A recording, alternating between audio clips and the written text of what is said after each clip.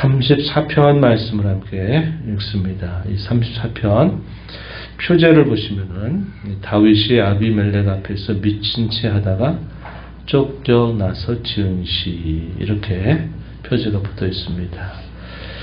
우리가 역사적으로는 이 내용이 어디에 기록이 되냐면 사무엘상 21장 10절 이하에 소개가 되고 있는 내용입니다.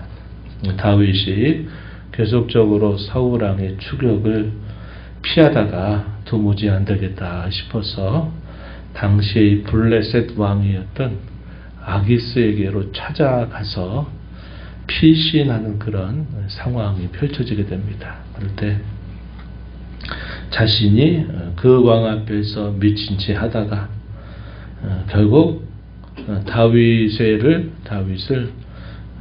그를 죽이지 않는 그런 일들이 있었던 것을 하나의 배경으로 삼아서 기록된 시편이다, 이렇게 알려주고 있습니다. 다윗에 대한 소문은 이미 골리앗을 쓰러뜨렸다 하는 것으로 인해서 블레셋 나라에는 대단히 위험한 인물로 간주되었던 인물이죠.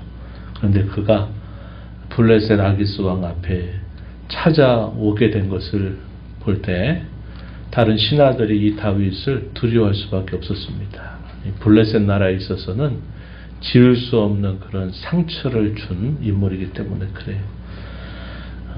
그때 이 다윗이 스스로 미친 채 하면서 그런 위기 상황을 벗어나는 그런 상황이었습니다. 당시에 자기 동족들로부터 미움을 받고 또 당시에 이스라엘 왕으로부터 쫓김을 당하고 있는 신세여서 자기가 이스라엘 땅 어느 곳에 숨는다 하더라도 다 결국은 밀고자가 생기고 또 자신의 정체, 자기가 숨어있는 곳에 또 다 발견이 되다 보니까 어디로 피할 곳이 없다 해가지고 그가 결국은 그 어려움을 피하기 위해서 이 블레셋 나라로 가게 됐던 그 상황입니다. 그러니까 그의 마음이 얼마나 답답하고 그가 얼마나 괴롭고 힘들었으면 타적나라에 마치 광인처럼 행사를 하면서 그곳에 피하기까지도 했을까 하는 것을 우리에게 짐작하게 합니다. 바로 그런 상황 속에 하나님 앞에 간절하게 기도했다는 겁니다. 기도했을 때 하나님께서 그의 기도를 들어주셔서 그 큰 위기와 공경으로부터 벗어나게 해주신 것을 감사하면서 하나님 앞에 찬송하는 시편이 바로 이 시편 34편입니다. 사무엘상의 내용에서는 다윗이 이렇게 했을까에 대한 기록이 없어요.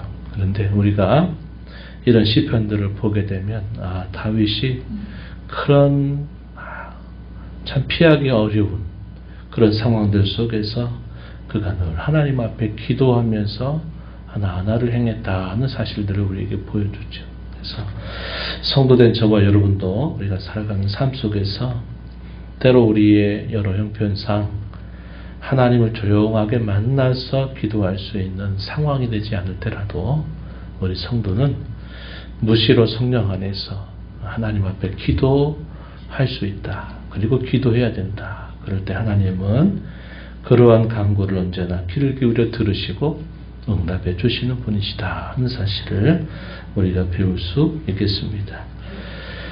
우리의 글로는 역시 이것도 표현되기가 어렵지만 이것도 소위 답관체 시편입니다. 히브리 글자 22글자에 앞머리로부터 시작을 해서 매 행을 이렇게 기록하고 있는 형식을 취하고 있다 하는 겁니다. 그래서 우리나라 말로 말하면 가나다라 마바사의 이 순서를 따라서 가로 일행을 시작하고 또 나로 이행을 시작하면서 22개의 행을 이루고 있다 하는 겁니다. 그래서 이걸 우리가 알파벳시라고도 하고 또 답관체시, 때로는 이합체시라고도 부르는 그런 특성을 가지고 있다 하겠습니다. 내용을 보게 되면 하나님을 찬양하는 내용이 있죠. 당연히 그렇습니다.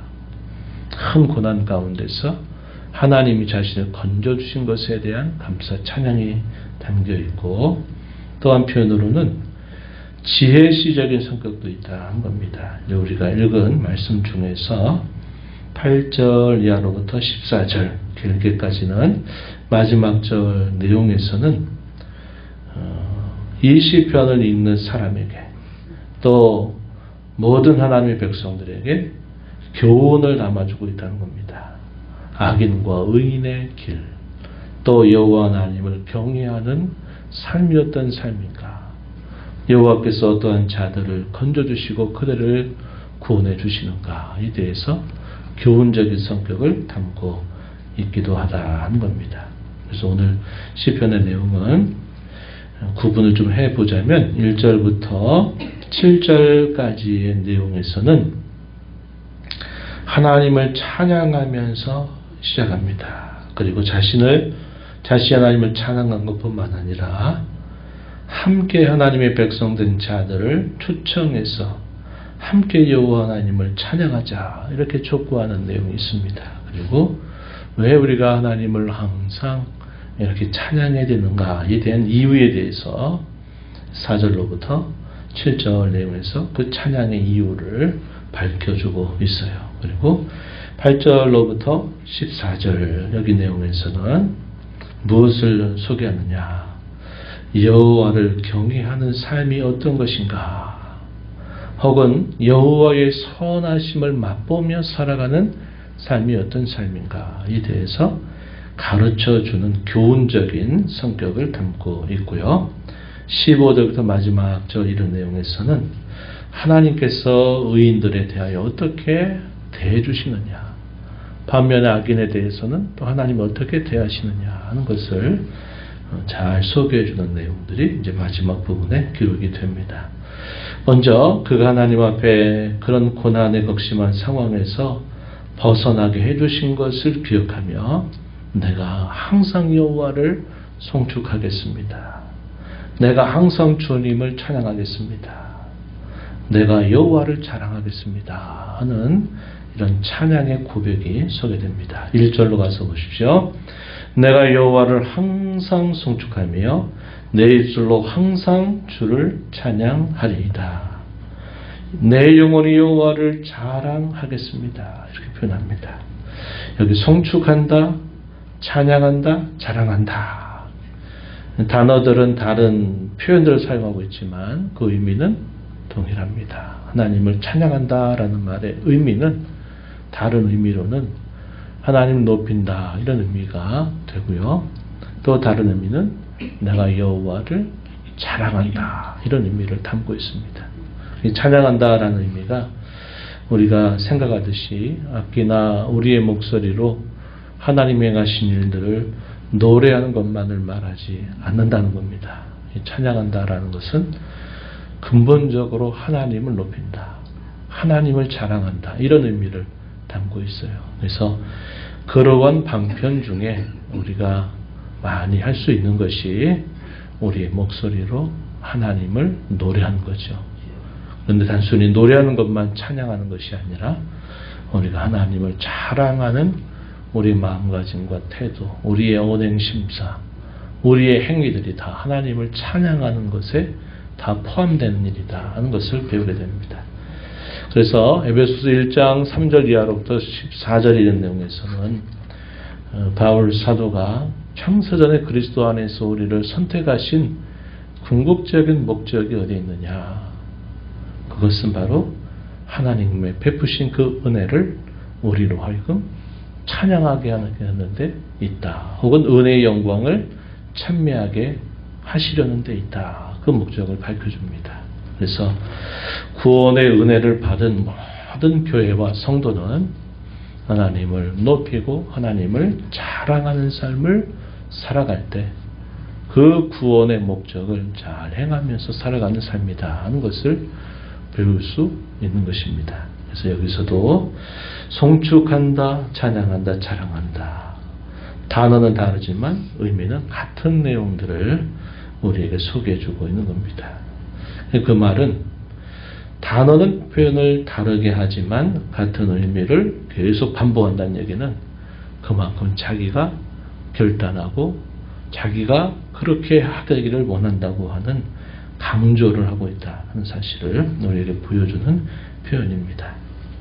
그러면서 3절에 가서 보면 나와 함께 여호와를 광대하시다 하자, 함께 그의 이름을 높이자, 이렇게 다른 사람들을 이 하나님을 송축하고 찬양하고 자랑하는 일에 초대하고 있다 하는 겁니다.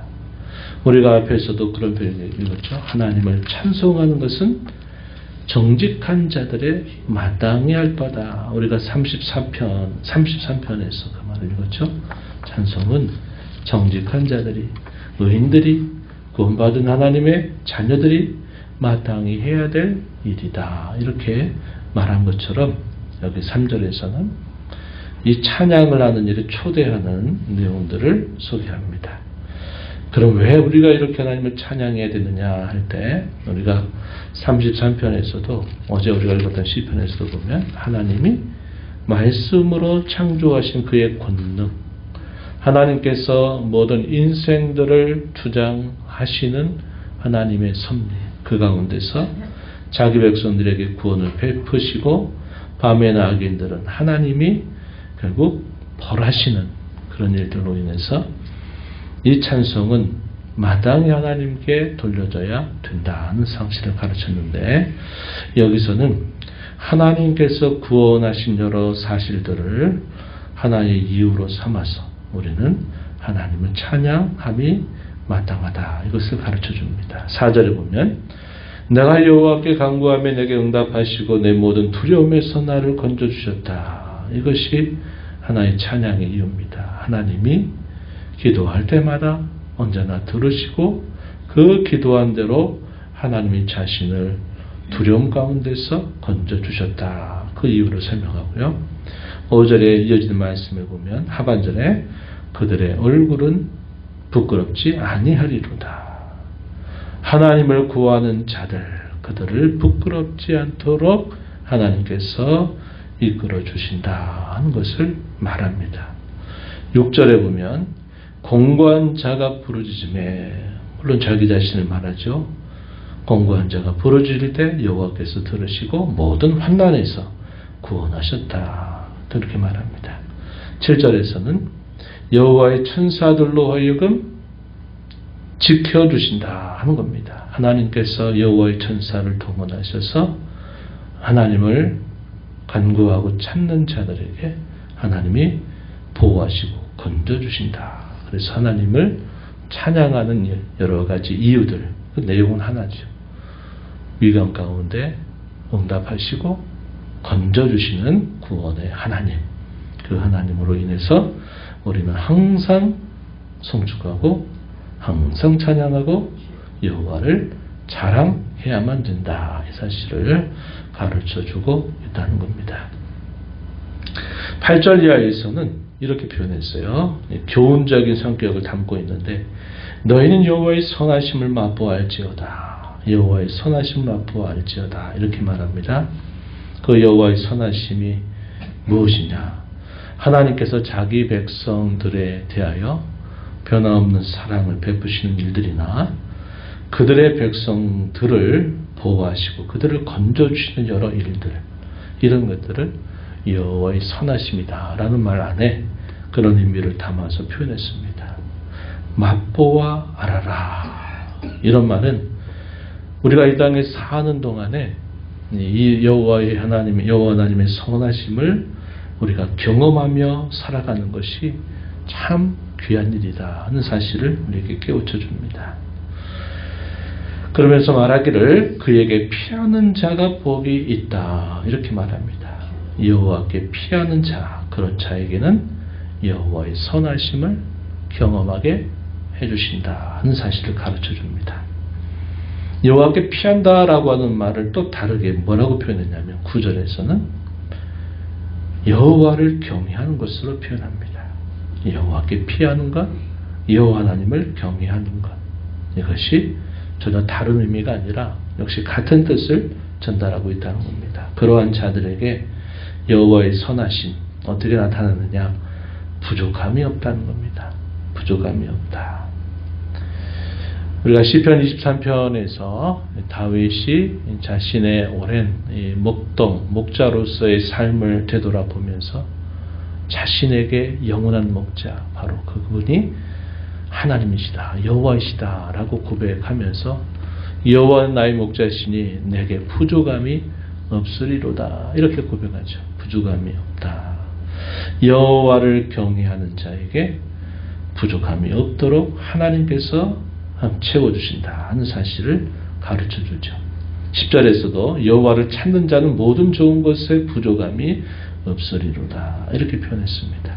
여기 부족함이 없다라는 말의 의미를 시편 23편에서 생각하면서 자기가 하고 싶은 모든 것들을 하나님이 다 채워주신다 그런 의미가 아니다 하는 것을 우리가 기억함이 좋겠다 그렇게 말씀을 드렸습니다. 자족하는 법을 배우는 거죠. 자신에게 있어서 정말 필요하고 요긴한 것들을 하나님은 언제나 채워주신다는 겁니다. 거기에 자기의 욕심이나 탐욕이나 탐심을 거기에 집어넣어서 내가 원하는 모든 것들을 하나님이 다 들어주신다 것을 말하는 의미에서 부족함이 없다 그런 뜻이 아니라는 겁니다. 하나님께서 우리의 삶에 함께 하셔서 우리에게 약속하신 바를 이루시는 데 있어서 꼭 요긴하고 필요한 것들은 하나님이 언제나 공급해 주시는 분이시다. 그런 의미에서의 부족함이 없다는 겁니다. 우리가 이런 표현들을 잘못 오해해서 모든 부족함이 없다, 모든 좋은 것에 부족함이 없다라는 이 10절의 이런 표현들을 자기 욕심을 다 집어넣어서 자기 원하는 모든 것들을 다 하나님이 주신다 하는 것으로 이 말씀을 이해하는 것은 좀 올바른 이해가 아니다 하는 것입니다. 11절에서 말하기를 여호와를 경외하는 법을 너희에게 가르치겠다 이렇게 표현했습니다. 그래서 교훈적인 성격, 지혜시적인 성격을 담고 있다 이렇게 보는 겁니다.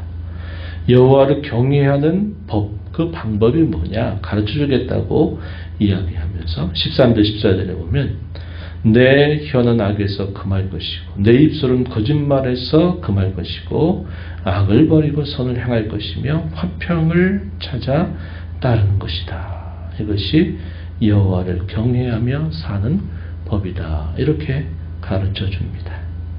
혀와 입술 또 그의 행실을 통해서는 악을 악으로 갚는 자세를 버리고 악 대신에 여전히 선을 행하는 데 있다. 화평을 찾아 따르는 것이다.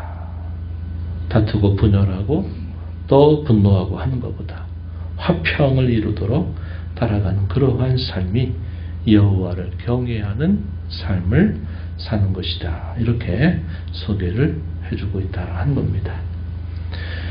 그러한 자들에게 하나님은 그의 선하심을 경험하게 하실 것이다 하는 사실을 가르쳐 줍니다.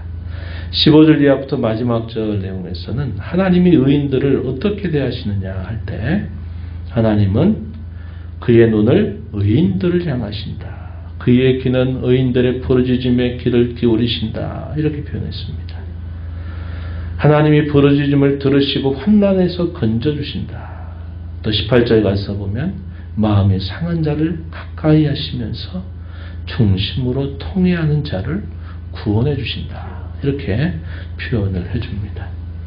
의인의 삶에는 이 땅에서 고난이 많을 것이라고 말합니다. 그러나 여호와께서 그 모든 고난에서 건져주신다. 이렇게 표현했어요.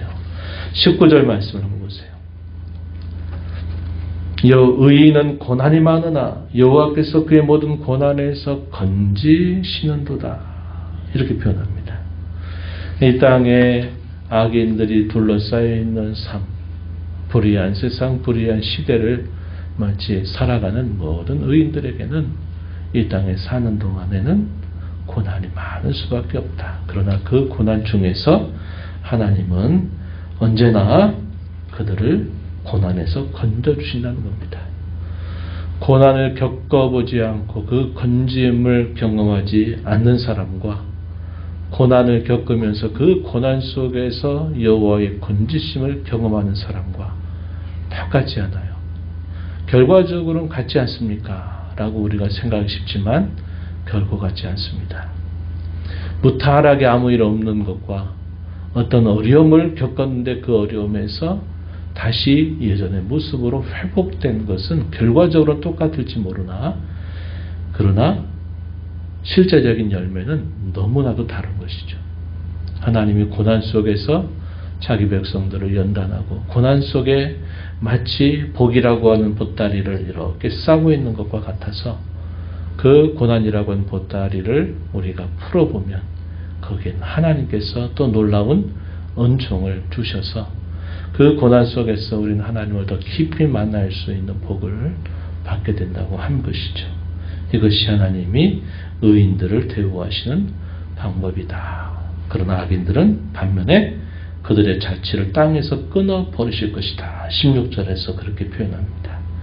21절에서는 악이 악인을 죽일 것이고 의인을 미워하는 자는 결국 그 죄를 받게 될 것이다. 이렇게 가르쳐주고 있습니다. 그래서 이 시편의 내용은 그 다급한 고난, 그 위협한 그 고난 속에서 건진받은 은혜에 감사하면서 하나님을 찬양하고 그걸 통해서 자신이 깨닫는 바를 오고 오는 성도들에게 잘 가르쳐주는 그런 교훈시적인 지혜시적인 성격을 담고 있다 하는 것입니다.